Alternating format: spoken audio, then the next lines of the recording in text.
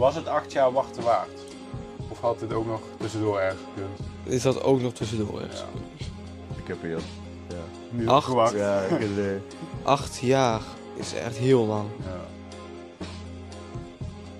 Dus dan Het was wel een vet album. Ja, dat is vet. Ja. Ja. Maar Dat wel. ja, het is wel vet. Maar ook wel een beetje disappointing. Maar wat maakt hem disappointing? Dat ik had meer dat experimenteren verwacht. Ik vond het... Ja. Het was... Hij was een beetje te safe. Ja.